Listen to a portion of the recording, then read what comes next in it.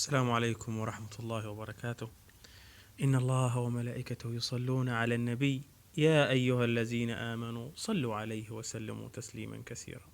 يا جماعة الخير، أنا كنت مريض مرضى القولون وتعبت ورجعت دكاترة، ما خليت شيء. رجعت وأشعات وش والحمد لله ربنا أكرمني بوصفة جميلة جدا وفي متناول أيدينا كلنا، ولا مواد كيميائية ولا علاج ولا سيبك من كل الخرابيط.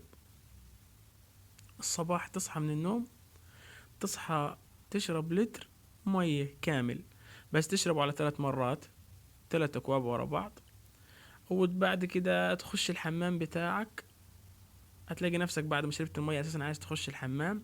بفضل الله في دخولك الحمام بتلاقي نفسك بعد ما تشرب المية وتصبر 45 دقيقة بتلاقي نفسك دخلت الحمام طبيعي.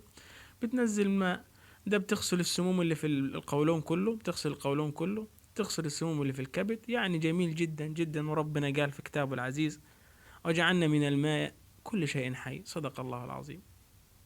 فالإنسان المريض بالقولون أو غير القولون، دي نصيحة للعامة يعتبر، تصحى من نومك بفضل الله عليك وعلينا تشرب ماء طبيعي صحي، وتأجل فطارك لمدة 45 دقيقة، بتخش الحمام بتعمل غسيل كامل للقولون بفضل الله. وآخر دعوانا الحمد لله رب العالمين. أسأل الله رب العرش العظيم أن يشفيني ويشفيكم ويشفي جميع مرضى المسلمين. وأسأل الله رب العرش العظيم من صلى على رسول الله بعد ما يسمع هذا المقطع، اللهم صل وسلم على سيدنا محمد، أن يجمعني به في الجنة. وآخر دعوانا الحمد لله، اللهم صل وسلم وبارك على سيدنا محمد.